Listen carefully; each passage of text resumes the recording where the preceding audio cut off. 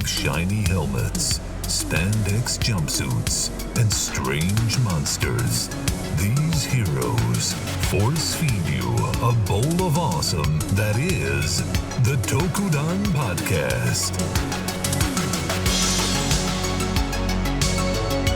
Join Carl, Josh, and Rob as they haphazardly welcome you to the exciting genre of Tokusatsu. Now, open wide.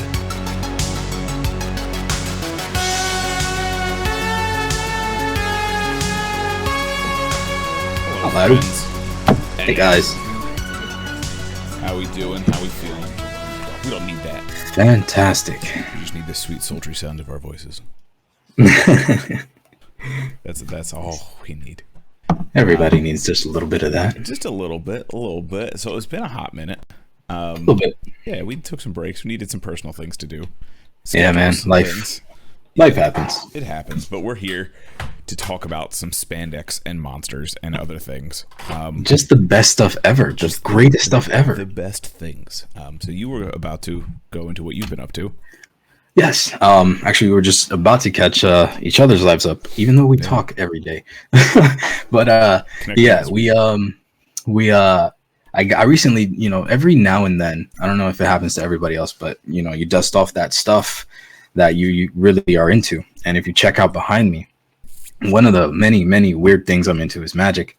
And it's like a reoccurring season that every once in a while I'll be like, I haven't thought about magic in a while. And then I realized that my nephew's finally old enough that I could teach him.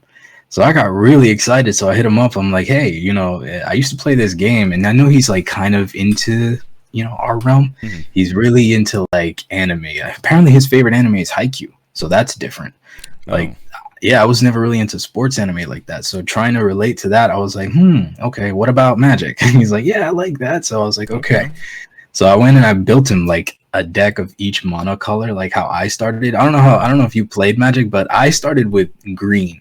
And it was like a hand-me-down deck with like so many mismatched cards. It had no strategy. I was like, and I thought it was like the greatest thing ever. I was like, I'm going to beat everybody with this. This is amazing.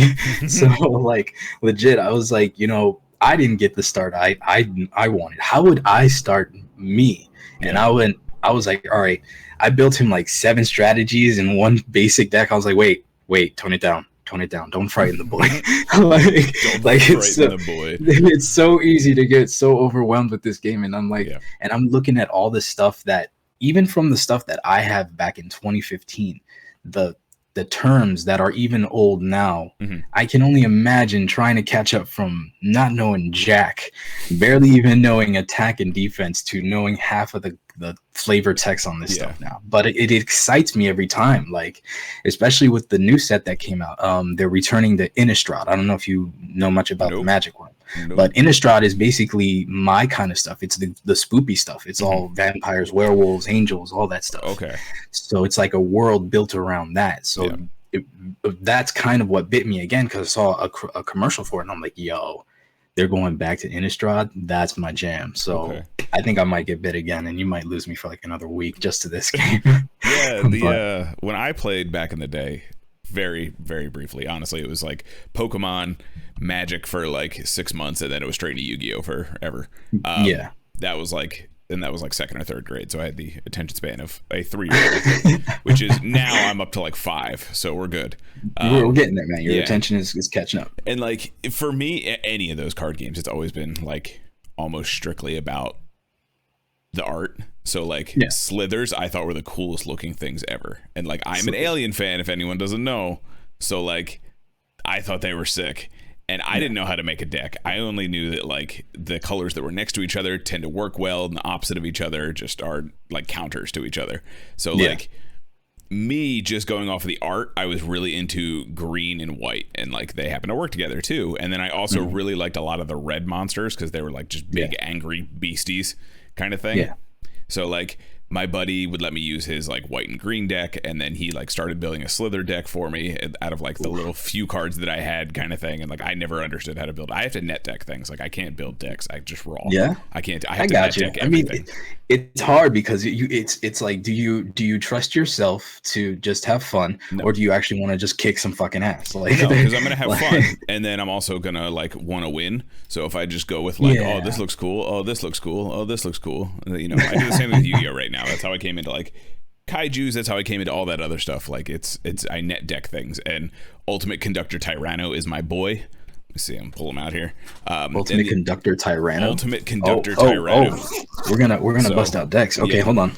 This is my boy for you, because I'll put it onto the other camera in a second. So he's just an angry electric, just Tyrannosaurus monster machine, and that's my dude. So my entire decks pretty much revolve around him, and it's just strictly because he looks very cool. It helps that his card is amazing, but he looks super cool. So that's literally it. Like, and then other than that, it's just been when you showed me the Gem of All, or whatever his name is, Gem of All, the audio podcast or the audio dramas. I listened to most of Apocalypse, and then whatever one was when they first got to Amonkhet. There you go. Just because the only reason I started with that was because I have a huge obsession with the aesthetic of like ancient Egypt, and that's what that theme is. Mild aesthetic, mild obsession. Very mild.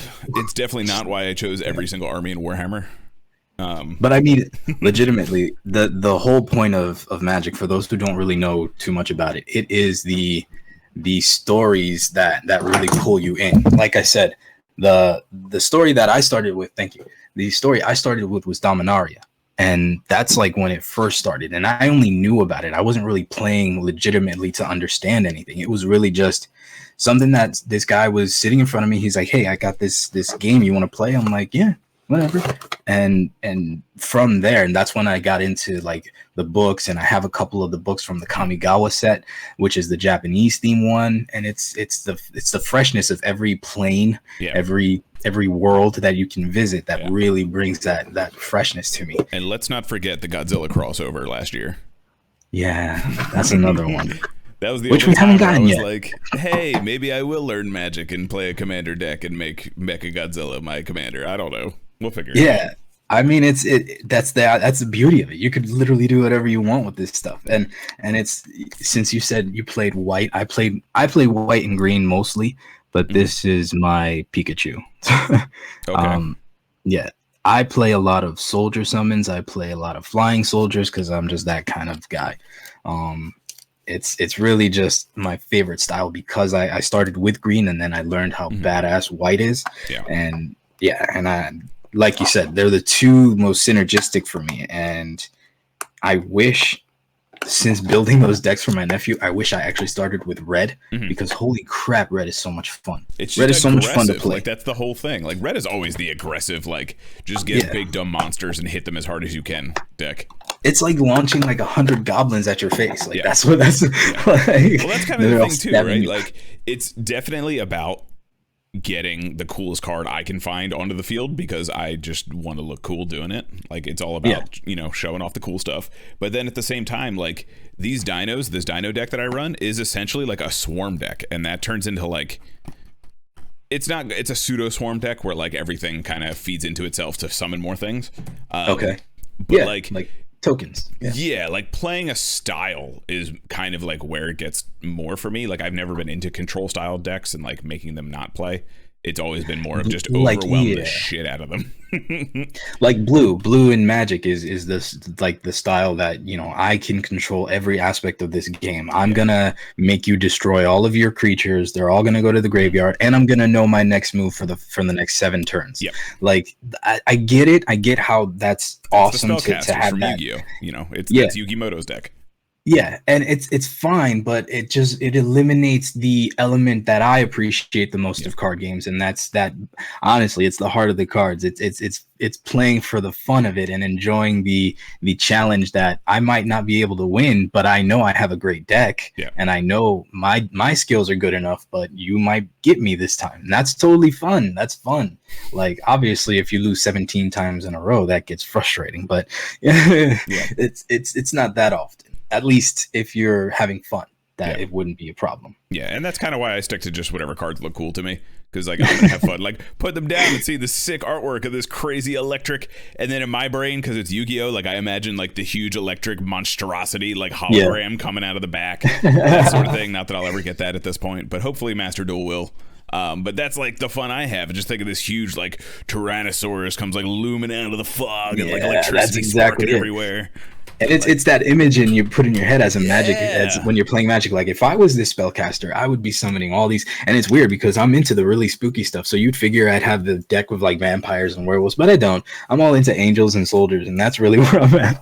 But the motif would be like, I'm thinking of building a vampire deck and having that kind of like. It's just so much fun to even think about, you know. The hard part is that it's super expensive.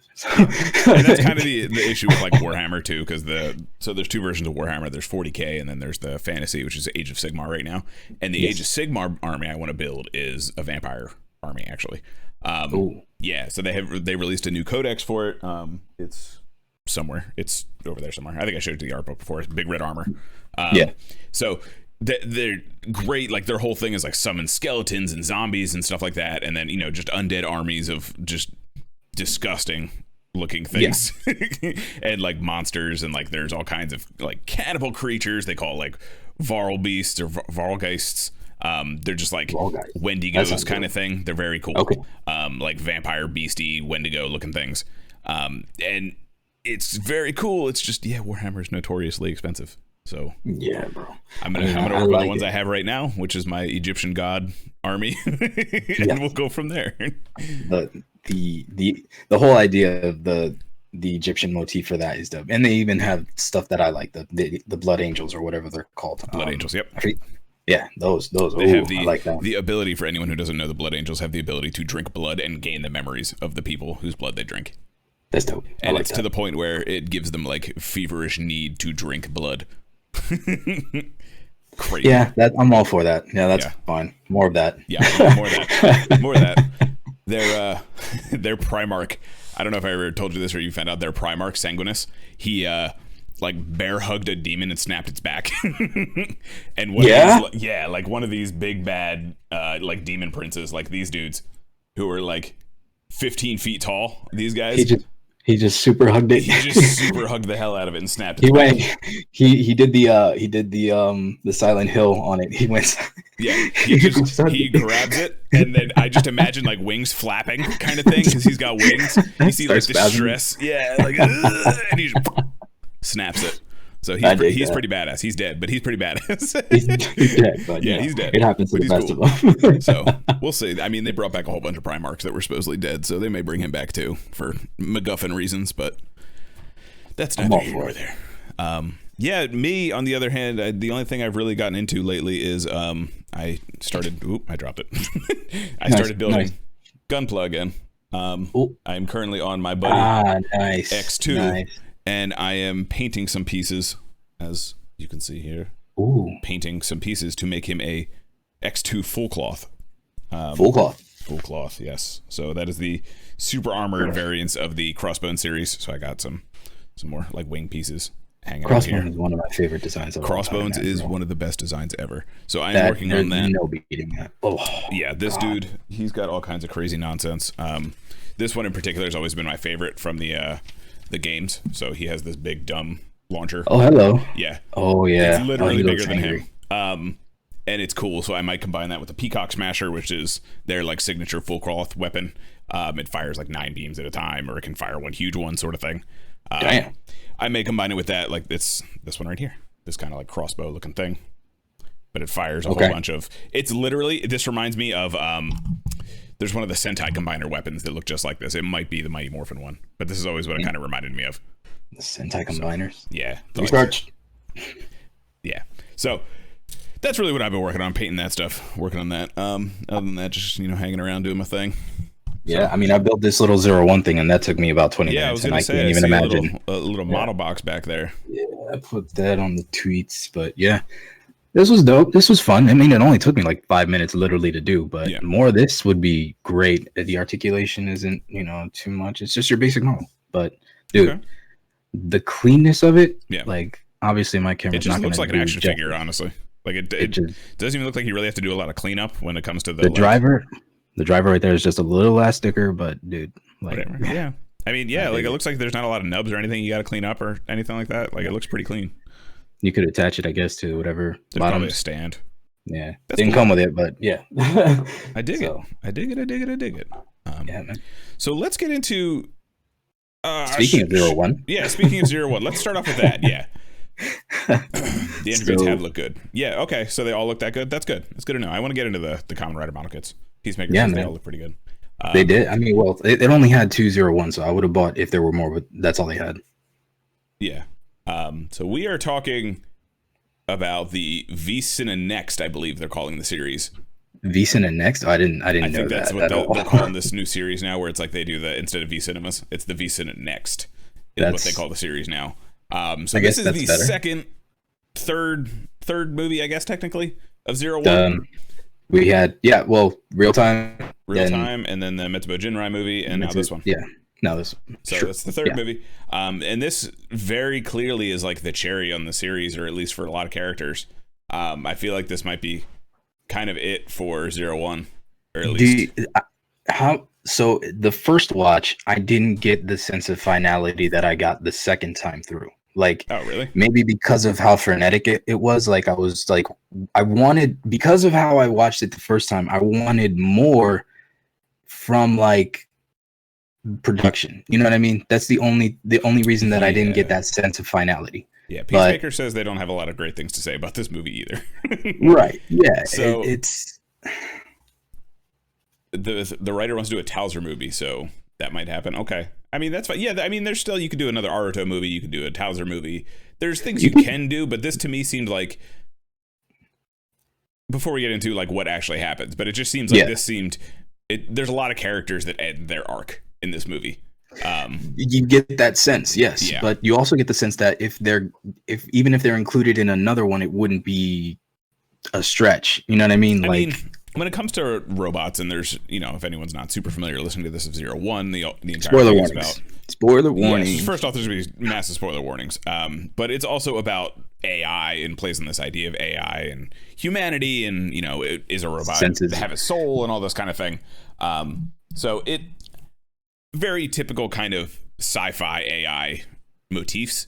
And when you're dealing with that kind of stuff, I feel like you can use that as almost like an excuse to not have a finale for a character, whether it's copying their personality or, that even happened in the series, since we're talking about the after movies, we just said big because spoilers. They can be rebuilt. You mean? Yeah, like Izu dies at the end of the series, but she comes back at the last episode because they rebuilt her. It's not the same Izu, like she doesn't have any of the memories, but like she's still there. So like you can easily do stuff like that when you're talking about like robots and that kind of thing and AIs. Very true. And when it comes to this movie, just, peel the Band-Aid off, most of the characters die. So all of the Metsubo Jinrai and everybody does at one point. Yeah. Everybody does at one point. Yeah. Everybody dies. Fu is, I'm still not even 100 on Fua's death. Like, Fua is dead as hell. What are you talking about? I get that he's dead. Like, how do I put it, man? Like, he didn't poof, so he didn't get the usual rider death. He kind of poofed. He faded it out, I guess. But I mean, like, into a light. I wanted it to be done better. That's all I'm saying. If they would have maybe a different camera angle, a bit of better writing, you know what I mean? Just something more to give us that sense that he is actually gone. Like, you wanted like a funeral for a second, like a montage. Some kind of visual like that, because what we got with Yua, if you like earlier on in the movie, was the same sense of she's like really out of it. You know what I mean? Like really gone, but they added just like that extra. You know what I mean? Like that's the only difference. I don't know. You mean during her like fight? Yeah, during her fight, we got the same ass kicking, so to speak, and she was still like alive. So you know what I mean? I don't know, but let's talk about the whole thing. Like you were saying, the themes about this movie is a lot of free will, justice, people's what the real sense of Metsubo Jinrai's justice and meaning, raison d'etre whole was, and you're getting a lot of speculation from these characters. Yua, Fua, the Souls 9 and 20 soldiers, whatever they're called. They're like they're another aspect of the film that I felt was okay. I get it, but they weren't that important. You know what I mean? You could have done that with somebody who was more involved with the story. And like, if you didn't see, I mean, obviously this is a sequel to the Metsubo Jinrai movie, but like, that's you could have easily just not have them have left that movie, and this would not have changed anything. Like, they are kind of useless to this movie, other than to give them an upgrade. if their remains were in the same areas where they got the power ups, it wouldn't have made a difference. Nope. Like, if they just stumbled across, like, oh, this is 9 and 20, and then they just happened to grab them, like, and had a 3-second flashback, they would have served the same purpose. Yeah, I mean, their whole thing was to, I guess, give Yua and Fua the chance to vocalize their senses of justice, and their differing opinions are what they are. It's not even that deep, you already had this idea that Fua was going into this as standard as always, but with a level of understanding as to who his enemies were now more than ever. And it didn't feel like, I don't know, it didn't feel like it should have been that drawn out. Especially after and especially in the middle part when we get there. But legit, this movie could have ended 4 times before it actually did. This was an episode. It's 48 minutes. It's not really saying that. that Jin's on his 3rd death technically, and Naki and Raiden are on their 2nd. So like in the grand scheme of things, like, it doesn't matter, because even if Fua is dead, and like, I got choked up because Fua was my boy. Yeah, that's like, it took the 2nd watch. Yeah, and like, honestly, it's a lot of this movie. What I like about it is just because I love the characters. And 0-1, it's not like, if I was to cherry pick this movie, I think it would not hold up very well. And a lot of it is just like seeing more of my favorite characters in a series that I love being the characters in a world that I love. You know what I mean? Like, seeing them play around the sandbox is what kind of like made me enjoy this movie more than the actual movie itself. Like, the enjoyment of getting more stories out of it is fine. I mean, obviously they did that with Gaim, but good stories is where we have to draw the line. Yeah, exactly. So like, it is what it is. But yeah, like, they could easily bring Fu back. How much of a crazy arc would that be if they brought him back as an AI? Like a Fu AI. Oh my god! Like, how messed up even would that be? Like, even though that wasn't really a thing, you would get a real dark movie out of that, but probably the dopest one of all of them. Like, legit, like. The crisis that he would face, he wouldn't even want to exist. No, he wouldn't like, exist. I don't. No. That's some like Blade SIC level, like 300 like, years you later. know my take on AI. And if I were to wake up unconscious, like, if my consciousness were to come to in an AI, I would lose my shit. Like, that would be hell. I'd be all for it. Be like, strap me up to make a Godzilla. Let's do this. Like, make me party time, better, faster. I don't care. That's fine. Yeah, no, for me that's scary, because it for me the loss of existence comes with being contained as non-existence. In a sense, I don't know. That's metaphysics, but anyway. So back to the movie. The movie starts with Yua just announcing everything that happened in the first one, and Guy finding the Thouser driver again. So that's where we're gonna get that second movie, or his movie. Then they actually have their first run-in with Metsu, and he just beats their asses. Like, it's sad. Doesn't his driver get broken? I think the driver breaks. Metsubo Jinrai's driver gets like slightly broken, and then he has no. Fua's driver. Fua's driver gets exploded. The gun like explodes, And then Yua's, I think, does her cheetah memory get broken or something? Something like that, because the Metsu takes a shotgun blast to the face, by the way, during that fight, and that was dope. He just straight eats that and then destroys the gun. The Kamehameha style. I thought I was like, okay, here we go. Broly's best line is the casket one. How does it go again? Well, the casket is that handicap. Is that another name for a casket? Body bag. Thank you. That. Anyway, then we get a scene with Soul 9 and 20, and that's when they talk about their difference of ideals for some reason. It just leads us into the themes of the movie, extended episode. That's pretty much it. They're really just there for the power-ups. They serve no purpose other than to listen to what the movie's about. I guess Yua didn't know that the Metsu guys died in the first one, because that's what he was telling her. Yeah. Fuwa was the only one there when like Metsubo popped off and like destroyed the building and everything, and so I think that was more of him just filling in, like. Yeah, it's just the time skip didn't happen, so I wasn't sure that wasn't really a time skip. Like, so it's like right after the next. Yeah, like so the Metsubo Jinrai movie happened, and I think this is pretty much like 10 minutes later, like Metsubo's rolling up on Yua. You know what I mean? Like that kind of thing.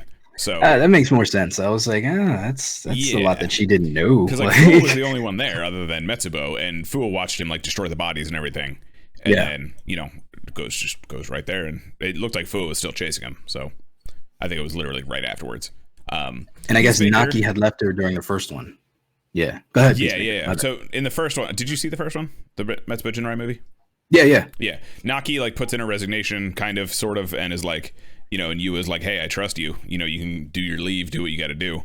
And that was kind of that. And then she didn't know, like, they're figuring that you was the target that Naki had like died in the process of that. So that's kind of feeling it. Peacemaker says it would be cool if they brought back Fu as a cyborg and complete his Showa Rider transformation. That'd be kind of cool. Because his henshin in this one, I didn't realize how much he changes his henshin until like I saw this new one and then watched all the old henshins. Like he changes his henshin every single time. It's just a different punch. It's just a different punch, but like he strikes different poses every time. And in this one in particular, the actor actually said he was very inspired by Ichigo to do the new one. It did feel Nego with the punch. Yeah, very, very. I did like it. Very Showa. Showa version. That'd be interesting if they came back as a cyborg and then he's just full Showa Rider at that point. That story would be incredible, because you could only have Aruto and Izu, and then there'd be a lot of explosions because he'd be super pissed. But there was a moment in there, if you remember, how did they get out of the truck? When both times, like they like I couldn't figure that out. I rewound it twice. I was like, that's dumb. What? You talk about like when they're like, oh, there's people coming, and then they just like open the doors, and then they're just out of the truck. So 9 and 20 had gotten there first. I know it took me like it took the second watch for me to figure that out. I'm like, how did they get out of the truck? And I was like, now I'm confused. And then the soldiers there, and I'm like, oh, but that could have been more clear. But anyway, it's just the way that this was shot is my nitpick of this whole movie. It could have been better if the director was a little bit more creative with his shots. Was it shots, really or was it the way it was edited together? Both. Could be everything. It could have been just if this was treated less of an episode and more of a movie, with the cinematography behind it. I think is where I'm picking at it, because the movies so far have felt more grand, and even though this is short, it would have been, I don't know, it would have been more to me. It would have meant more if it was better to see this happen. I guess I'm just nitpicking at. I would have done much more with the cinematography to give that impact, especially with those transformations. These suits are nice. Yeah. I have pictures here of Serval. But legit, like just in the henshins alone is probably the best parts of this movie. The fights are decent, but these designs are really nice. So you liked both of the new designs? I do. I like them as their own. Are they final forms? I guess, if they have to be.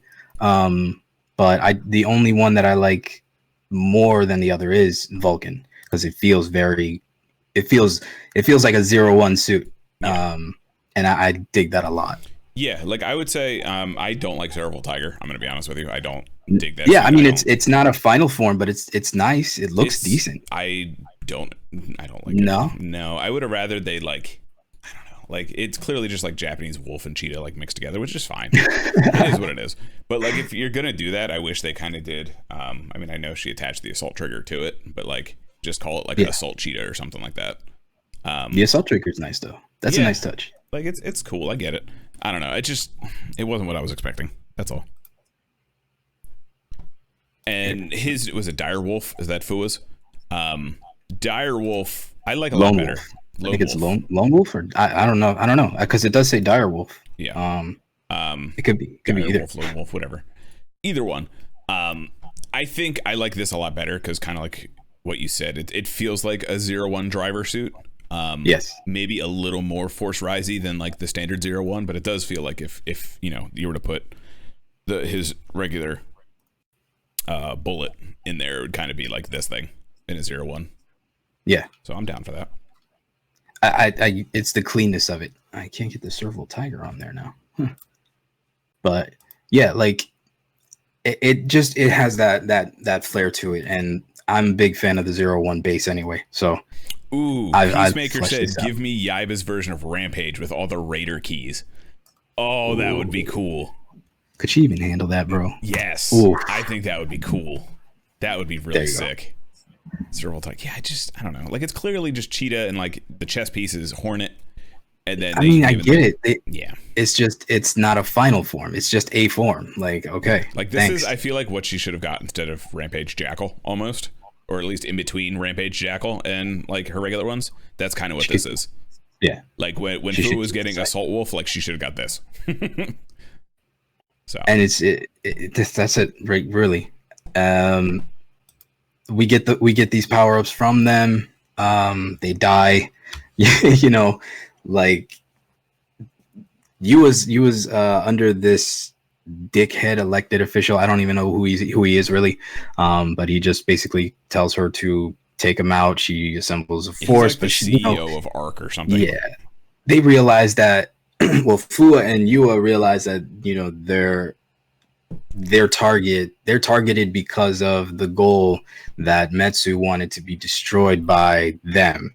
Because they had to, it's all super heavy when you think about it, but it's like they chose to embody pure evil to destroy greater evil so that they can be destroyed by their friends to stop their evil. It's like, wow, okay, that's a lot. Thanks. Go punch the bad guy. That's all you need to know. Go punch the bad guy. That's where Fua comes in. He's like, I get it. I'm a boop ya. That's all you need. You just need me to boop you. I'll boop you. I understand morals, all this kind of stuff. Yada yada yada. Okay, I'm gonna hit that real hard. Okay. That's literally what he says. Like it's like I'll just obliterate you with everything I've got. Yeah. And that's where Horobi. I guess that's their last interaction they had, where Horobi knew what his final decision was. Yeah. Because he trusted Fua to do that when the time came. And it's great. It's just, I don't think they realized how powerful they were going to be and how much of a problem that was going to become. But, details. The dope part is that, like we were talking about this form, that the fact that Fua's shot riser was destroyed, he had to go to Izu to get the 0-1 driver. Yeah. And in order for him to use the 0-1 driver, they had to exploit a loophole for the 0-1 driver. It's a very strange loophole. Yeah, I mean, it's a technicality, but I mean, that's most of the law, isn't it? So, what it says is he has to be a president to use the 0-1 driver. So he just makes his own. What is it called? The Kamen Rider Vulcan Co. Limited, like something like that. Yeah, straight up, just the Kamen Rider name. Yeah, the Kamen Rider LLC. That's pretty much what he made. Yeah. And that's it. And then he can use the 0-1 driver. And I was like, you know what? I'm making my own company. It's called Give Me Belt because plot hole. Like LLC. Now. LLC. Give me belt now, thanks. Yeah, it fine. Sure, why not? Whatever. Whatever you got to do to get him a new driver, I'm for it. That's fine. Yeah, like a lot. Like I said, a lot of this movie was kind of driven by my love of Fua in particular. Yeah, yeah. And sort of the, just the 01 universe. And what do you think of the Metsubo Jinrai suit? I think I asked you this before, but what do you think of that suit? It hasn't grown on me much. I still look at it with the same okay. It's not bad. It's just not anything special. It's very heavy, if anything. It looks like it's uncomfortable. Yeah, it looks almost not like a 01 suit to me. Like I feel like it sticks out because it doesn't feel like a 01 suit. It has this different design. Like that's kind of the whole thing, is that it feels so out of place. Maybe that's why. Yeah. Metsubo Jinrai. Yeah, looking at it again. Yeah, it doesn't look like it belongs. And even though it has like the elements of all of the other ones in there, that symbol that just is everywhere, it's too much. You do get a really cool fight scene though at the end, between Metsubo and Fua, which I think was pretty well done, and it's just them literally beating the piss out of each other. Yeah, I mean the choreography was good for that fight because they went all out for that. I mean, you could tell that they were building up for that by cutting back on the serval fight. I mean, the best part about the serval fight is that she damaged the driver, and the best part, she used it for like 3 seconds. Like she barely touched serval and destroyed it. The power unit has been broken down. That's all she managed to do to it. Yeah. So yeah. I don't know what it's a big chest arm. Peacemaker says they thought they made it went out of control at the end of Metsubo Jinrai, so I was a bit confused during this movie. And then I do like as the fight goes on, you can hear each Jinrai member individually. Yeah. Like it's not like a lot. It's probably like a grunt, but you can make out each indistinct voice. Yeah. And Peacemaker also says it's the big chest armor, since the base of it is Hirobi's Sting Scorpion. Okay. So yeah, it's just like, the weird awkward chest. I don't know. It doesn't feel the same as the other ones, which I mean is fine. Like you don't need to keep like everything doesn't need to look the same. It doesn't sit in tow with me. Right. What was I gonna say? Oh, what did you like overall? What did you think of the last fight, other than them putting little stuff in? Like, did you enjoy it? Did you hate it? No, what did you like about it? Again, the choreography behind it, the fact that I was able to pick up on the individual voices, kept with the theme that Fua was doing this to save them, and having that sentiment into the fight was better the second time around, because I was appreciating the dope choreography, and they did good. I mean, the design of the suit, just the 01 vibe to it, is really what draws me to this design the most, because it's just what it is. But the only thing is that the final, you know what I mean, the last clash where the wolf comes out and they're doing their rider smash.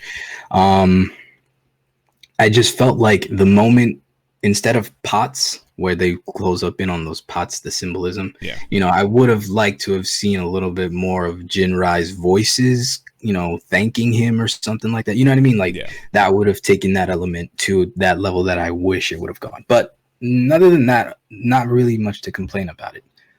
I will say they chose a really good environment to make the blue of Lone Wolf like really stick out. I thought it was very vibrant, and I mean they could have also like boosted in post a little bit, but like just being in this kind of like fall park area, I thought really made it stick out really well, and just the colors in it were nice.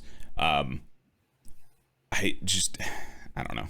I don't know. Like the more I think about it, the more it's really just like I just like Fua. That's honestly you could throw him in like 2 hours of him just henching, I'd probably watch it, honestly. So yeah, but if he's dead, you're not going to get him again. So too bad. Too bad. It's whatever. And part of it is too, like, it's no secret Blade is my favorite show, and like I'm all for this like self-sacrifice kind of thing. Seriously? No, wait. Actually, go back. Are you serious? Favorite. It's my least favorite. Blade is your favorite. Blade is my least favorite. No way, man. No way. Big secret. So I love like the story trope of someone like sacrificing everything to protect other people, especially when they're, in this case, like the villains, quote unquote, right? Like that was Blade's big thing. So like this movie played on a lot of stuff I enjoy, and I think that's why I enjoyed it probably than like if I objectively looked at it and like this movie wasn't great. I guess like this movie's kind of like whatever. It's not the best, it's not the worst, it's just kind of like whatever. But it plays to a lot of things that I enjoy and motifs that I enjoy, so I think I liked it probably more than the average person. But overall, like, yeah, it's more 0-1. Like, that's all I can say about it. Like, it's more 0-1. I'm here for it. Yeah. I mean, I'll come away with it not hating it. I do not hate the movie. I just wish it was a little bit more, then it would have been amazing. But, you know, it's fine. If this is what we're getting, I can be okay with that. Yeah. Closing thoughts on the movie? Anything else you want to bring up about it? Yeah, more 0-1. Because Naruto was just teased in this movie very briefly. Yep. Because he's off. I know there's not much more. There's not much more we could do with him, but anytime you can interject him, please do so. And especially if we can get a Fua clone AI. Just a clone, straight up clone. Make that. Yeah.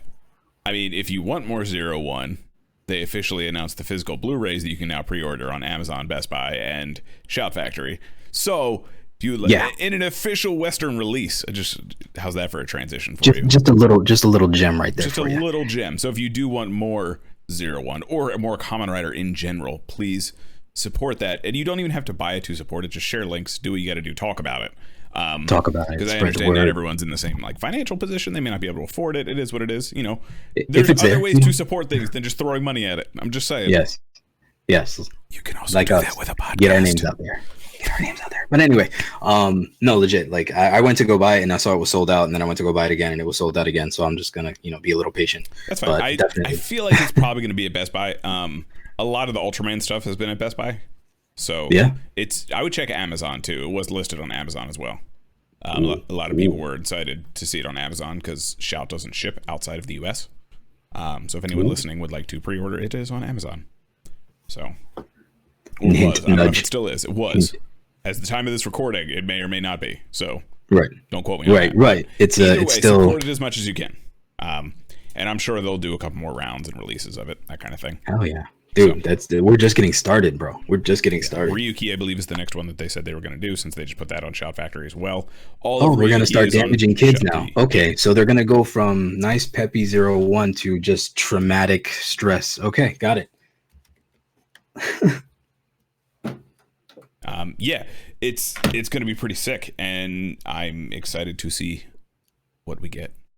So, Peacemaker says they're kind of sad we lost the status quo post-Relax time for this pair of movies. Yeah, honestly, these two movies, like I said, it's more 0-1, but other than that, it's kind of like meh. Yeah, I mean, I don't know what other stories they can tell. The real time was not bad. I mean, the real time idea, I should say, wasn't bad. But other than doing more, have we had any crossover movies in Reiwa? I just thought we had the Saber Senki,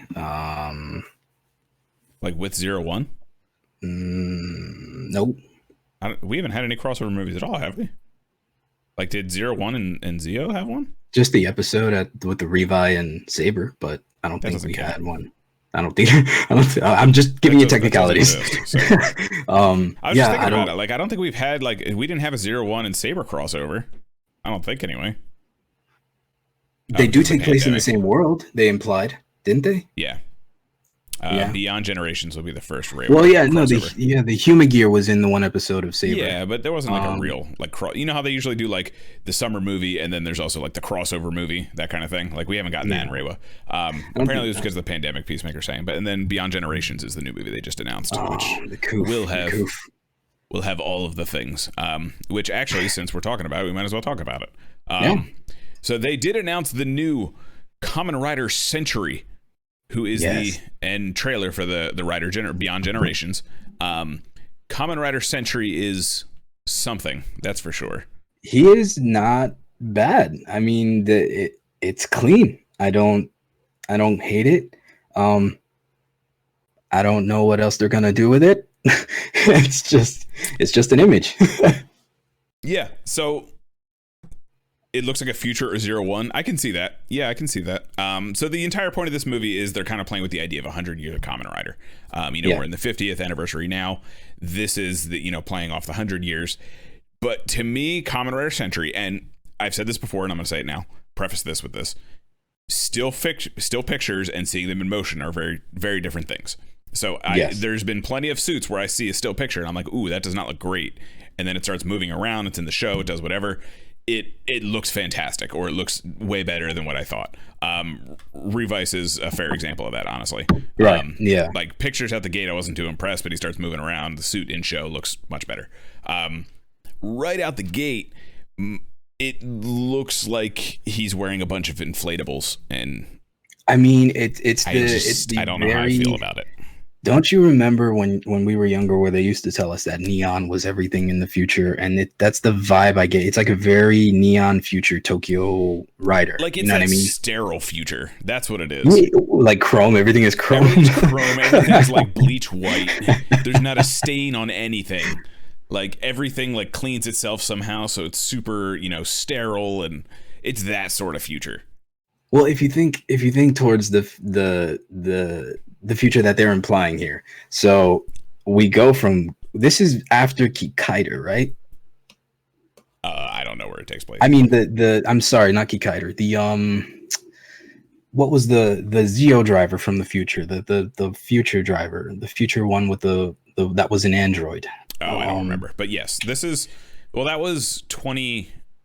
22 was that him? Was Shinobi. I don't remember what whatever the machine was. But this rider is from 2071. 2071. So I think this is the furthest we've been with including the Zeo one, so like in the future. So we'll be like what, 80, 84? 804. Yeah, I'll be 804 then. So yeah, we'll be good. I'll be around. I will have absorbed the souls of so many gingers that I will be pure red. I will just be a red dot at that point. So, you'll just be a giant beard with eyes. There can be only one, my friends. and then you're gonna evolve to the point where you can manipulate your beard to like phalanges. Yeah, it's gonna be like a bobo, where like the nostril things come out, but it'll be my beard. Kind of deal. I'll be a Sindel. Exactly. I'll just be oral-oring with my beard. Exactly. Oh, so but I don't hate it. It's just not very. It's clean. It's crisp. It just looks like a base form. Definitely clean. Well, yeah, but I mean, like. Also, the shoulder pads look like evil dolphins, and I can't unsee it now. Oh my goodness! Why'd you say that? Yeah. Why'd you say that? Because like it's got the red eyes and it's got this like snout thing. It looks like an evil dolphin. He's got a pair of evil dolphins on his head. And now Echo, what happened? Oh no! Oh god! All right, so evil dolphin. All right, so we'll call him Kamen Rider Evil Echo. Dolphin. Evil dolphin. Dolphins are evil anyway. They're horny bastards. Oh man. Yeah, so that's 2071. I believe that's coming out early next year. Yeah, it'll be interesting. I'm excited. It'll be fun. And Peacemaker also mentioned, you're getting ahead of me here, Peacemaker. You're killing me, Smalls. I'm just kidding. Bring it on, bro. No, late on us. They are more excited for the 10 years after O's movie, not Double. Oh my god, yo, we were. So they did also announce the O's movie. Yes. 10 years after. King O's. The 10th anniversary. Man. Yeah, we get King O's. We get Rider Ankh. We get all kinds of fun things. Oh my god! Here's a picture of Rider Ankh. I love this design. I think it's really cool looking. Obviously, it's just a remix of Tadadol, but I think it looks really cool. Rider Ankh looks amazing, and King O's though. King O's is gonna be. King O's looks pretty sick. That you throw the sash onto anything, man. Oh, it's got like I got the Sun Jian vibes from it. I'm like, he's gonna wreck you. Like you're gonna get so wrecked, AG. I'm so sorry. If anyone's not familiar with the O's story. Apparently, we've talked about like old mythologies when it comes to, yes. Villains, and I've talked about it on, Rider panels and all that kind of stuff. I love when there's history, and O's has a like ancient warrior, like there was an old O's king that ruled over the I forget what they're called, the metal dudes. Greed. Yes, thank you. Oh my goodness. And ruled over them. This dude's coming back with a vengeance. Apparently, he's got a cool robe. He's got cool things going on. But he's wearing the tatoba.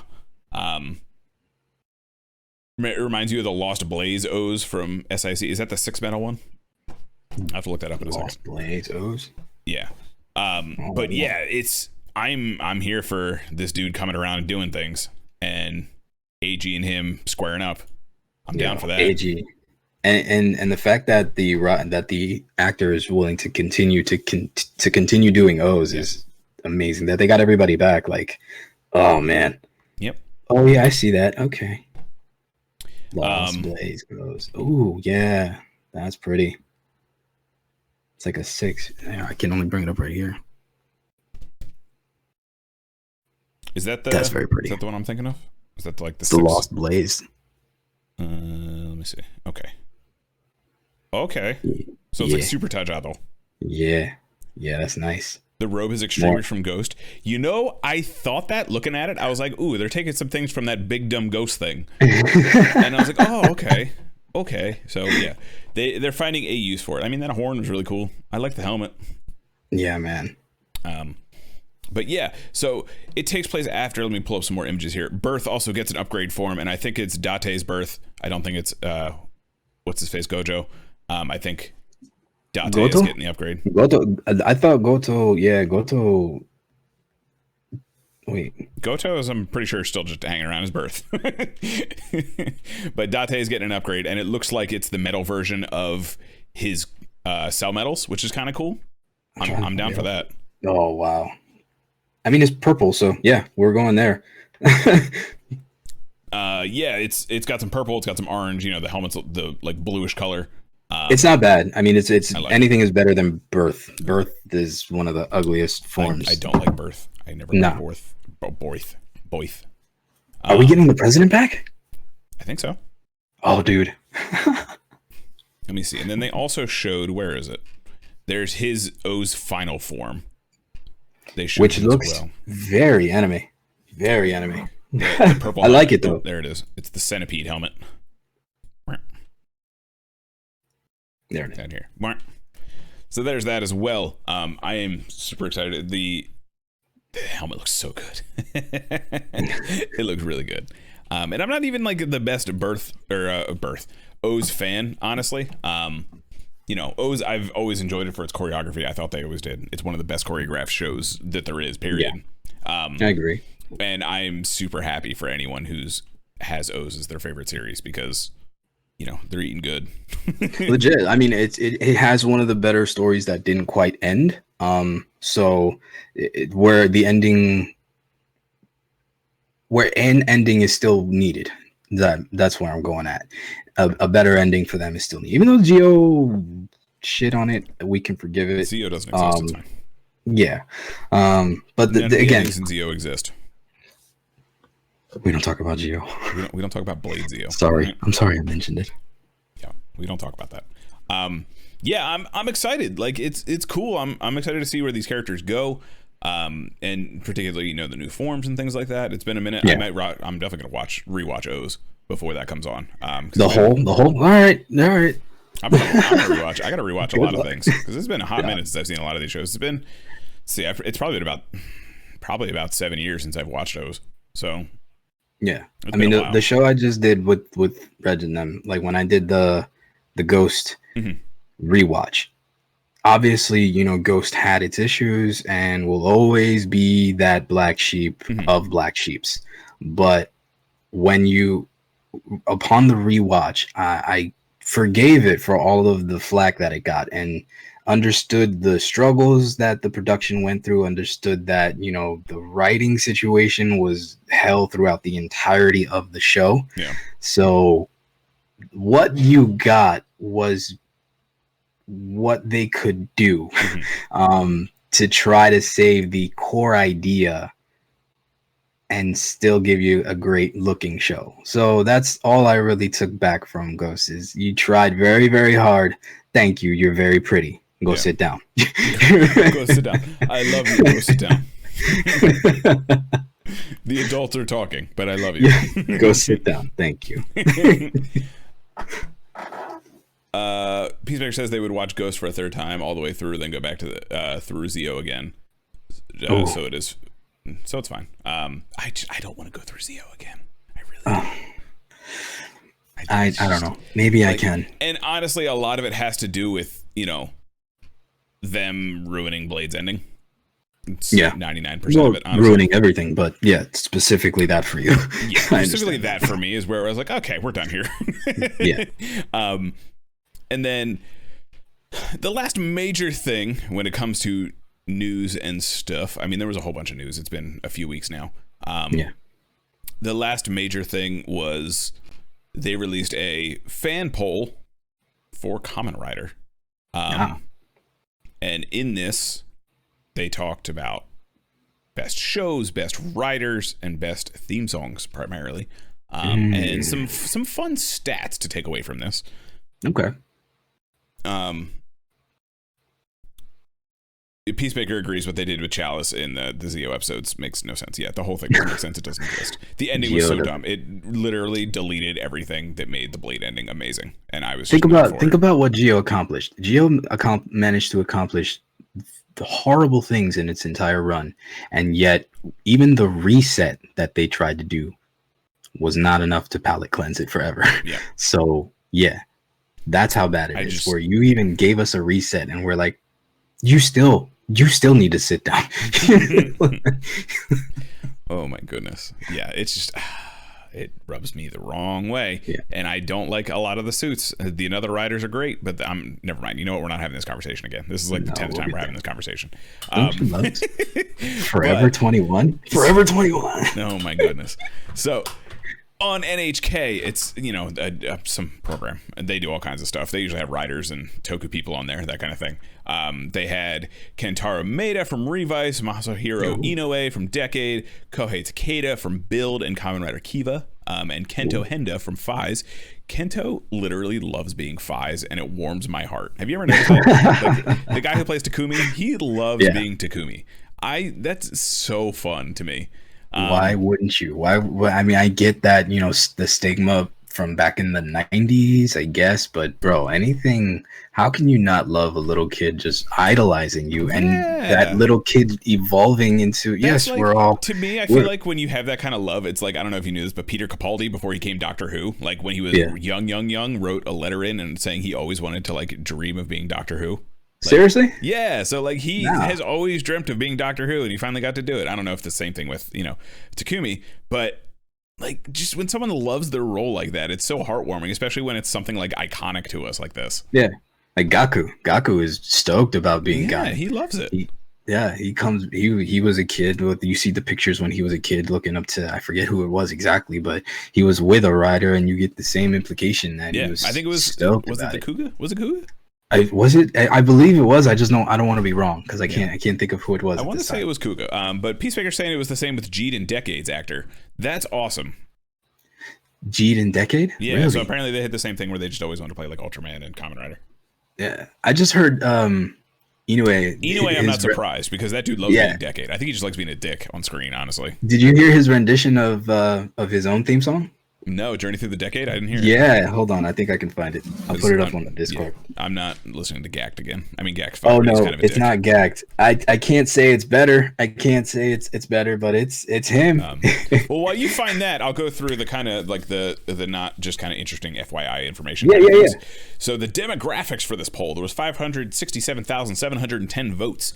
66.1 of those were male, 33.9 female. 30%, and then when it comes to age breakdown and demographics, 30% of the votes were submitted by people between the ages of 20 and 29, and the next biggest demographic are voters 19 years older and under. Oh. And we even had a demographic 1.3% or 60 and over. What? Yeah. All right, guys. Well, I'll see you soon, but okay. I'll just go through the whole list now. 19% were 30 to 39, 40 to 49 were 13%, 50 to 59 were 11.9. So surprisingly wide range there. Very. Obviously, I think that like 20 to 0 to 25 ish is probably where the biggest chunk is. They broke it down a little differently, but I would say that's probably the average. That's interesting though, because it's like where are they consuming this? And like I would like to see, like, is this? I mean, like us, we're all sitting in our own little huts. Like, when we're watching TV, I'm sure it's something's on Saturday morning. You're flipping through the channels. You go, oh, what's this? What's going on? that kind of thing, and then you're hooked. Yeah. Like I've done that before. Where does a 65-year-old run into Kamen Rider? Listen, where? In what world? To be fair, he would have been like a teenager when the original show came on. He could just love Kamen Rider. That's a good point. He would have been with Segata. Maybe that's they got introduced through Segata-san. It's true. I put up the video on the Discord for Inoue's version of Journey Through the Decade. It's quite good. The oldest of old guard, Peacemaker says. I salute thee. So have you seen, before we get into this, have you seen any of these results? No, I've not. No? So this is new to me. So this will be fun to kind of like see what you think would be the tops in anything. Don't look it up. Absolutely. Let's do this. No. Okay. Fair. So when it comes to overall show, what do you think? So this is production. This is their production ranking. Ooh. I don't know if that's necessarily production value or greatest, what they just thought was the best iteration of Kamen Rider. Okay. What would you say top three? Let's go with top three. What would you say the top three? Whether they're yours or what you think objectively they are, or we could do both. It doesn't matter.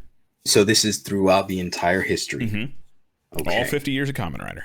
All 50 years, top 3 productions. Okay, just because we're barring the just because it's pretty. Mm-hmm. Okay, just because it's pretty doesn't count. All right, so I can't shake how much I like Gaim. So Gaim will be number 1 because of everything that went into it, the suit designs and everything. Boom. 2, I'm gonna go with Build. Okay. And well, you know what? Yeah, because it's still fresh in my heart. 01. Okay. So, what's the best way to do this? I guess. Well, let me give you yours first, and then we'll kind of rattle off the top 5 or so. Maybe man, 10. I'm not even close. You are not.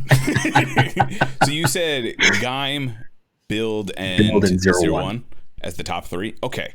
So because I'm gonna save Gaim for last because it tickles my heart where this one landed. Okay. 01 came in at number 10. Whoa. 01 came in at number. Kamen Rider Build came in at number 5. That's okay. Okay, I'm okay with that. Where do you think Gaim landed? And it's not the top 5. It's not even the top 5. I bet it's like dead last. No, it's number 12. Do you know what it was beaten by? Blade. Kamen Rider Blade. That's right. Whatever, See bro. That? Whatever. Japan agrees. Blade is better than Gaim. Get out of my face. That is one poll. That's one poll, bro. Get out of my face. All right. Blade is amazing. 567,000 people agree with me. Blade is better than Gaim.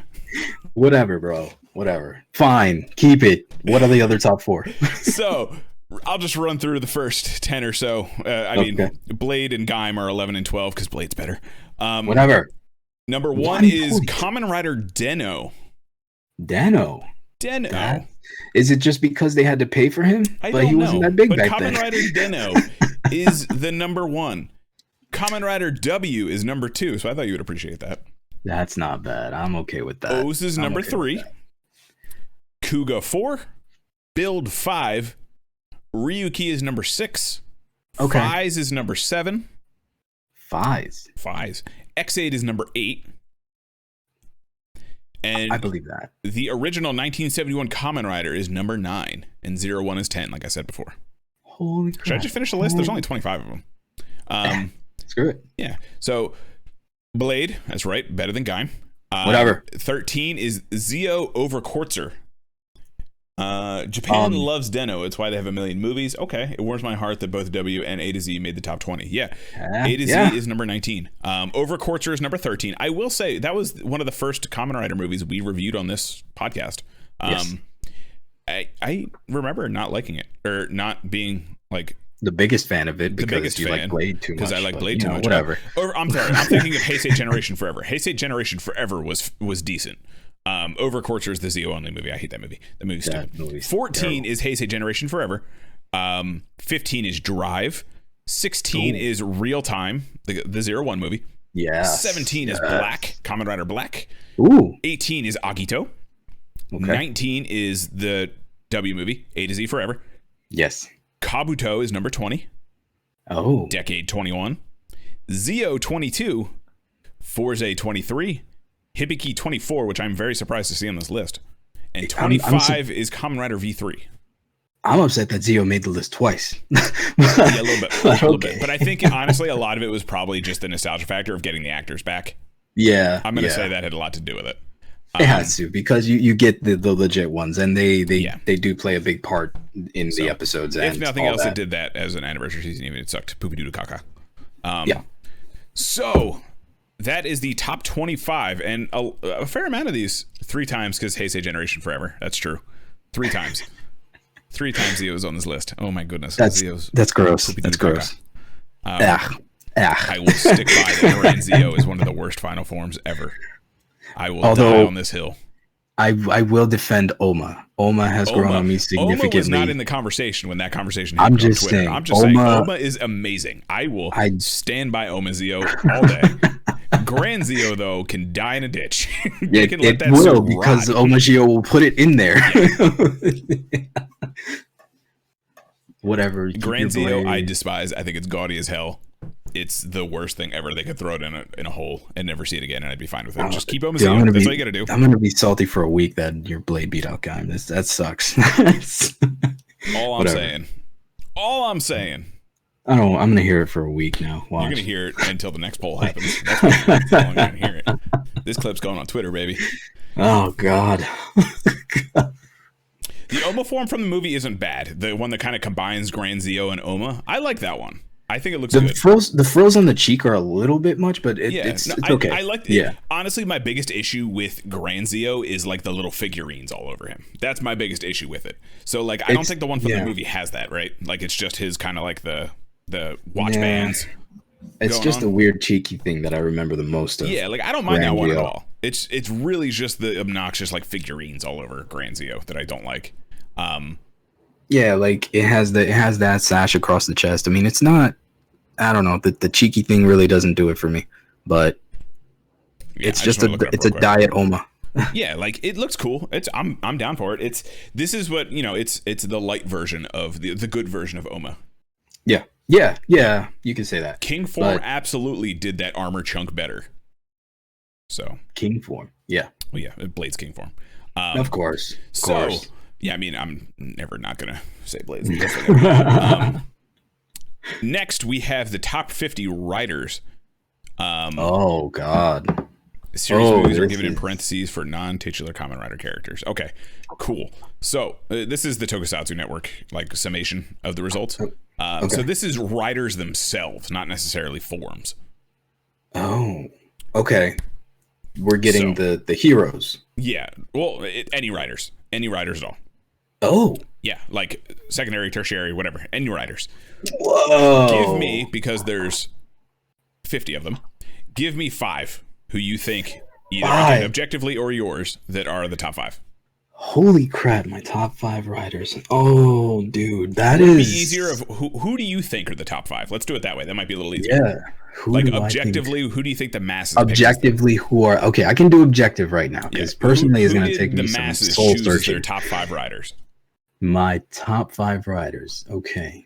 Now this is not obviously my personal order, but objectively, I think I can't put them in order. I just can name 5. All right. Sento. I think the Sento. I can't remember Deno's character's name. No, it's the writers themselves. It's not the writers. Okay, so Bill, Deno, Grease. Good God, dude, this is so Bill, hard Deno, to do. Grease. Objective. Yeah, Bill, Deno, Grease. I'll give you a hint. It kind of lines up with the. I kind of have an idea. I have an idea where it's going, but Bill, Deno, Grease. Man, that's it. I got top 3. I can't go any further to that without giving it much more thought. I'm going to start at the bottom this time because this list excites me a little bit. So okay. At number 50, we have Kamen Rider XL from W. 50. Okay. 49. This one surprised me a lot. Kick Hopper. Kick Hopper is above Axel. Mm-hmm. Okay. Gaim is 48. That hurts. Gaim. That Kamen Rider hurt. Gaku Sano himself is 48. That hurts a lot more than I know. What? Okay. Now I need to know top 10 for sure. We need to know top 10. What? Nigo is number 2 or 47. Nigo? Anybody Nigo beat literally is right? number 2, but The Nigo rest of is this list 47. is bullshit. Ryuki is 46. Oh, this is a good one. Oh, whoa. Shadow Moon whoa. is 45. Chaser 44. Zangetsu 43. This one hurts me a little bit. Vulcan is 42. What? What? Vulcan What? is Okay. 42. No. Kamen Number Rider 1. Amazon is 41. Bro. No. 40 is Kaixa. 39 is Skull. I'm sorry. Oh my god, are you serious? 39 is Skull. They're... This You're one hurting bugs my me a little feelings. bit. 38 is Revice. What? 38. It's the new hotness. What do you expect? Kiva 37, Garen 36, Knight 35. I'm just gonna. There's a lot here, so I'm gonna. If there's any stick out, just let me know. 34 is Forza. 33 is Chalice. I don't agree with that. What? 32 is Evolt. He folded 32. 32. He's easily top 10, bro. Top 10. Oh Amazon my god. Alpha 31. All of our favorite characters are way down in this list. I'm afraid. Drive is 30. Xaid 29. Omazeo is 28. Oma is 28. Oja 27. I don't agree with that one at all. From Ryuki. Oh my god. Mach 26. Mach Blade is is above. 25. He doubled Gaim's score. I just want to Whatever, reiterate. bro. Blade Yeah, you is go ahead. 25. Gaim is 48. Holy crap, man. This list is garbage. Zeo 24. He should have been 51. No. Agito is 23. Meteor 22. That is way too high. That rider is terrible. Meteor. Meteor, ready? You like that? That was good. That's not bad. That's pretty good. Hibiki is 21. Joker is 20. Okay.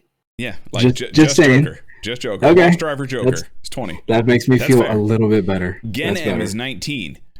Black is 18. Eternal is 17. Okay. Okay. RX is 16. V3 is 15. I'm surprised how high V3 is. It's 15. These are the 75-year-olds that are voting in this poll. This is Wizard is 14. Surprised. I love Wizard. I'm just surprised it's that high. Zeronos is 13. Zeronos is pretty cool. Zeronos. 01 is 12. Wow. Cross Z is 11. Whoa. Yeah. Banjo's number 11. And now we're getting into our top 10. Ready? Top 10. These are the ones I need to know for sure. Golly. At number 10, we have Kamen Rider Grease. Okay. Uh-huh. Suck it. I'm okay. We're Number good. 9, Build.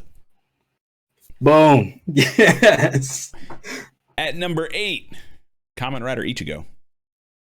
Respect. Respect it.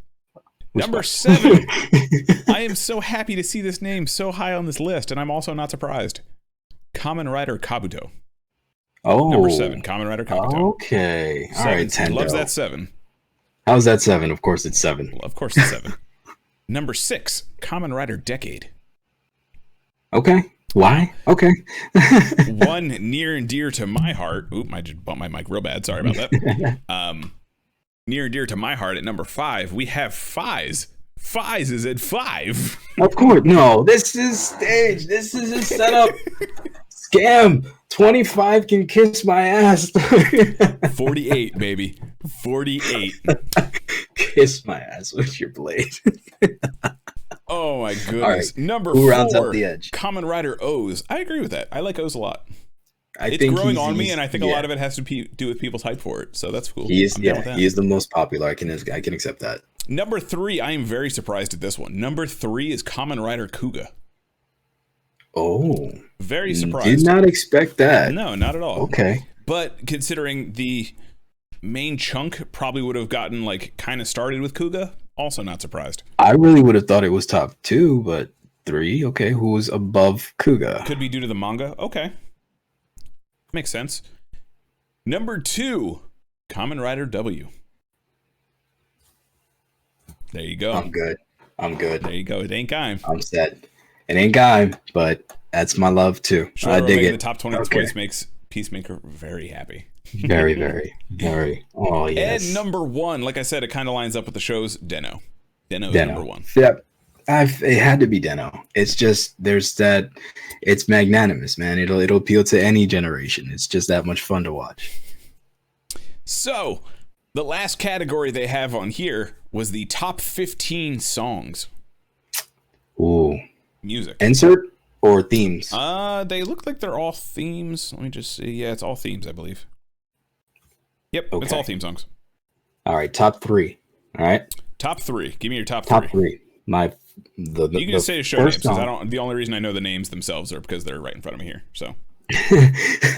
All right. So top 3 themes. 01.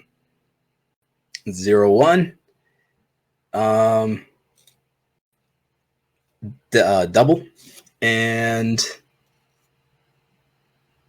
oh wow, now I can't get the jingle out of my head. I have to go with Oast because now it's invading my brain. Okay. So the spreadsheet has the top 100 apparently. If anyone wants to check it out, I will put the link to this result. I'll put it in the Discord right now, actually. So, I hung up on Rob. You went to the shadow realm. I hung up by accident. Anyway, you checking in with Bakura and all them. How they doing? They're great. They're doing great. Yeah. Cool. I gotta pop this bad boy back out. Whoopsie. All right, are you back on the screen? Let me see. Yeah, you're back. I okay, should be. Cool. Yeah. So there's the link if anyone wants to check it out. The spreadsheets. If anyone wants to see more, we'll take a peek at those in a second. But you said O's, W, and what else? 01. 01. Okay. So there's only 15, so again, I'm going to start at the bottom. Tickerby Timbers says Decade should be on the top because it's gacked. Decade is number 15. Journey through the Decade. Number 15. Okay. Gacked apparently because sucks. Gacked. Because gacked. Because gacked. You just, yes. Number 14, Kamen Rider Black RX. Ooh. Yeah. Okay. Yeah, I'm liking that. Okay. Ryuki at number 13 with Alive a Life. Ooh. At number 11, we have 01. Only number 11. Okay. I'm okay with it being on the list. Yeah. That's okay. We're there. At number 10, we have Kamen Rider Blade. Oh my god. Of course you beat out. You know what, bro? I'm just saying, it has beaten Gaim in every category. Whatever. That's all I'm take gonna your say. blade and you go right to hell with it.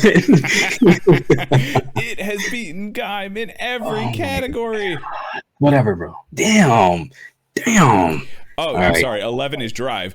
10 is Blade. Ooh. Oh, I'm sorry. So you beat me even more. Fine. I was even more powerful. You're fine. I was 500,000 of that 571,000 votes. Just so you know. Yeah. Build was number 2, though. Double was number 2. So thank you. Can't top that. Continue. Anyway, 01 is 12. 11 is Drive. 10 is Blade. 9 is Kamen Rider O's. Ooh. Wow. Okay. I would have thought that was much higher. Okay. It looks like is that the first one or the second one? I don't remember. But it's Time Judged All. I'm sorry. That's like the theme song. Yeah. One of the, like his final one, the ones they sing together. That AG and Ankh actually sing. Yeah. Justifies is at number 8. Justifies. Yeah. Climax Jump Denliner Form is number 7, which is the final form theme. That's the pop. That's what I swear that would have been number 1. I should have put that as number 1, but wow, I would have been wrong either way. Double X Boiled Extreme is number 6. So the theme's on. Yes. Yeah. Climax Jump from Den-O is number 5. Okay, so the main theme. Okay. Yeah. PARTY Universal Festival. ZO Over Quartzer. I don't know what song that is number 4. Apparently people really love that movie. Is it the main song of the movie? Is it the theme of the movie? I don't think so. It just says for what it's from, it says Over Quartzer, so I think it's universal to the movie. Oh man. Anything Goes, Kamen Rider O's is number 3. There you go. Yes. Be the One from Kamen Rider Build is number 2. That's awesome. Yes. What do you think number 1 is based on this? This one kind of surprised me. I can't even call it at this time because I would have never thought of the whole Over Quartzer even being in the top 5. So well, you mentioned this song the other day, actually. I did. Dude, we were talking about it. Holy crap. We were just talking about this song. Holy crap. Is it X-Aid? Yes. Holy crap. It's is the number one song, according to this X-Aid. That is like the it's something about that earworm that it's like so dope and it stays in your head. I believe it. I'm with it. That's awesome. Yeah. I'm okay with that. So that is the Kamen Rider rankings. What is this one? Kamen Rider Daichi Miura. Yeah, Daichi Miura's X-Site. That was, oh man. Yep. No, there we go. Now I know what I'm listening to. If you go onto next. that link, there's the spreadsheet that has the top 100 riders, like Peacemaker mentioned. Most of the Saber riders are at the bottom. That's unfortunate. Sabella is the lowest. Oh, that hurts a little bit. Oh man, who do you think number 100 is? This kind of intrigues me a little bit. Who do you think? 100 rider. Yeah, number 100, the worst rider according to this. The worst rider, G. No. Okay, I don't know. Who's worse than G? Taiga from Kamen Rider Ryuki. How do you justify that? How do you put G over anybody? Oh my man. God. So Taiga. Yeah. So I'm gonna do the bottom 10 or so, maybe 20, bottom 20 here. So I'm gonna do it in reverse order here. At number 80, we have Zeto from Z-O from the 90s. Wow, okay. Olga from Kamen Rider 5 is the movie. Olga. Is it number 80? Olga. Oh, they tied at 80. I'm sorry. Olga. Yeah. Oh crap. Yeah, the one that what's his face turns into, the horse orphan. Yeah. Zanki from Hibiki is an 82. I think that's the second guitar guy. I don't remember. Yeah. It's been a hot minute since I've seen the green one. Yeah. Greenhorn. Yeah. New Deno at 83. I'm surprised at that one. New Deno. Oh God. 84. Paradox from X-Aid. What? Yeah. He's amazing. Oh my God. This one surprises me as well. Okay. 85 is Kenzan. Kind of. He's right Kenzan there. Sucks. Yeah, he's there. He's okay there. He's terrible. Everyone hates him. Yeah. 86 Jin from 01. No. Yeah. All the way down there. No. Yep. Okay. 87 Kamen Rider Shin. Like Shin. Like 90 Shin. Like, hey guys, I'm still here too, Shin. 87. He's okay right there. He should be lower, but okay. He should be right there with G, like drinking at the bar. We're here too, guys. 88 is Geitz from Zio. Yeah, Gates. Gates. Whatever. What? What? None of them matter. 88. 89, Amazon Neo. That's fine. He kind of sucks too. Yeah. Definitely the worst part of that second season. Yeah. Another Akito is 90. Okay. Yeah, he was pointless. 91, Durandal. Yeah, that's fine. But is he worse than Rin? His character? Yes. No. Because even his character He's worse than Kenzan. Come on now. He is, because they gave him that weird stigma towards the end, bro. Well, like, I mean, it's weird now. It's weird now. That's fair. Okay, I'll give you that. Yeah, that's weird. This one, I'm very biased to Amazon's. So Amazon Omega is 92.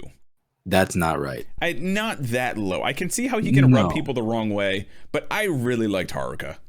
Yeah, I mean, even just taking the design, you know what I mean? Like, if you're being shallow, let's go with the design. That's even above Durandal, at least. Like, at 93, we have Saga. Specifically, Saga. I get it. He didn't really use that form. It's whatever. No. At 94, I'm kind of surprised at this one. Ryuga. The Dark Ryuki. Ryuga. Yeah. At 94. That is surprising. Yeah. And now we're going to have...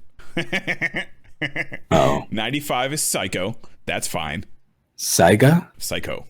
Oh, Psycho. Oh, yeah. Blade sword. This just proves this is going to make me more powerful. Are you ready? 96. Oh my God. Ryugen. Michi did nothing wrong. Michi did absolutely nothing wrong. You know, it really is because it got weird with him too, man. Michi did nothing wrong. He really didn't. He's like golf. He plays by golf rules. The lower the score, the more powerful he is. He should have, if anything, when he went full Yomi, like if he had just went full Psycho, you know what I mean? If they just went for it, that would have been perfect for him. He's working on his redemption. He deserves some slack. Golf rules. Golf rules. That's all I'm saying. We're going golf rules for Michi. He does everything by his own book. Golf rules. He had a chance, and now he can't. The lower, the better. If he was at 101, he would ascend to his final form. That's true. Placing him in the element where he deserves. Good. 97. I don't agree with this, but I get it. I understand it. Blades. From Saber. That still stings. That's still like not right. Mm-hmm. Like, okay, you're gonna put Ryugen above him. But I get it though. I mean, now I get it. He just kind of like he's, you know, they're all kind of shallow in the grand scheme of things. It feels like it feels like we're giving them more than what they've actually given us. No, I get it. And then Sabella is number 98. I think I mentioned that already. That's fine. I'm okay with that. This That's one fine. A little surprising, but not that surprising at the same time. For purely design standpoint, I thought this one was very, very cool. Sango, actually, from the Tyson. Sango. Yeah. Oh, from the Drive movie. Mm-hmm. That's surprising. I mean, as brief as he was, he's actually a really nice design. Yeah. And a decent story. Poor I guess guy. he just doesn't like hit with the masses that took this. That's it, man. And then I mentioned number 100 is Taiga. There's a couple others that I think I went through. Did that give me? Hang on. I'm just trying to see like what all they had on this original list too. Yeah. We can go through the bottoms of them too to make it more interesting. Okay. See what kind of lost out on the poll results.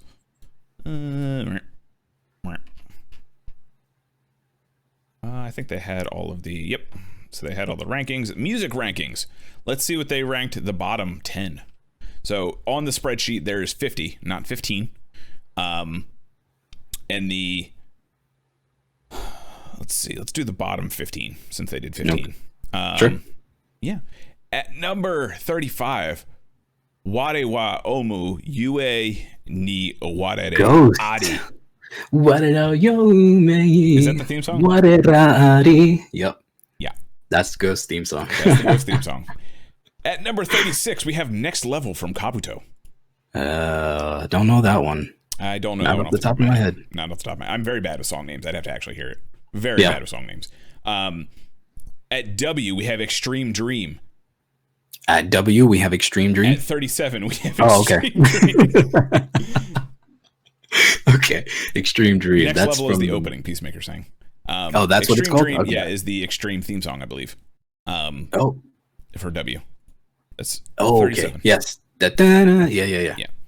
At 38, from XA True Ending, we have Life is Beautiful. Also by Daiichi Miura. Not bad. At 39, we have Switch On, which I agree with that. Really? Yeah. It has one of those poppy ones, man. It's catchy. Okay. All right. Number 40, we have Round Zero from Blade Brave, from Kamen Rider Blade. I don't know that one. I think it's the first opening. Yeah. And then, 41, Just Live More. All the way 41? down to 41 is Just Live More. Just Live More? Yeah. Oh, that hurts. Yep. At 42, we have the Generations Forever medley Rebuild Mix, which I think is the theme song from the movie. Now I gotta hear that one. Kamen Rider Agito at 43, the theme song. Okay. Rebirth from Kamen Rider Blade. I don't remember which one that is off the top of my head either. From 44. Rebirth. I know Rewrite the Story. That one's a good one. That's right. The Generations Forever one is the remix of like all the theme songs together. Oh, that hyper mix that they did at the end of the movie? Yeah, that was okay. That's all right. Yeah. At 45, we have Long, Long Ago, 20th Century from Kamen Rider Black. Oh. Yeah. And at 46, we have Kageyaki from Hibiki. I think that's the theme song. That's the theme I song. enjoy that one a lot, actually. It's not bad. I like it. For not having lyrics, I like it a lot. But it should only be about a minute and a half. Yeah, legit, sorry. 47, we have The People with No Name, Kamen Rider Fies. Oh, I don't know that one very well. I think it's the theme song. Don't quote me on that. If it's the name of it, the best part of Hibiki is the Kageyaki song. I do like Hibiki. Yeah, I do like that one. At 48, we have W from the W Forever A to Z. I think that's the like insert song they put there. Yes. Nice. 49.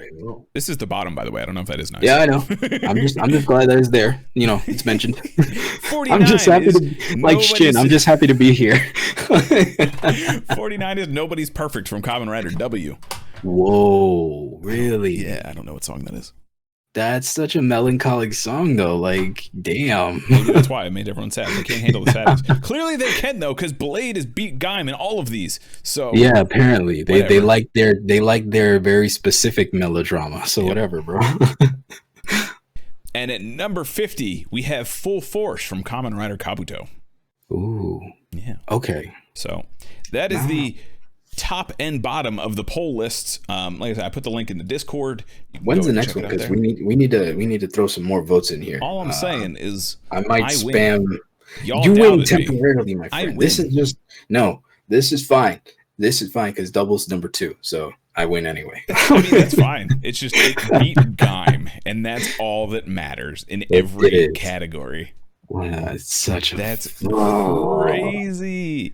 I'm never gonna hear the end of it. Never. I love it. 25 and 48. Oh my goodness. Oh my goodness.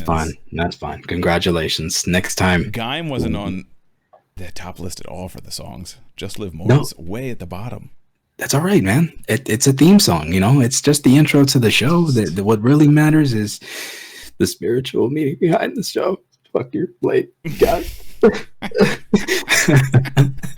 So that is pretty much the news and stuff going on. Polls, I love you. Yeah.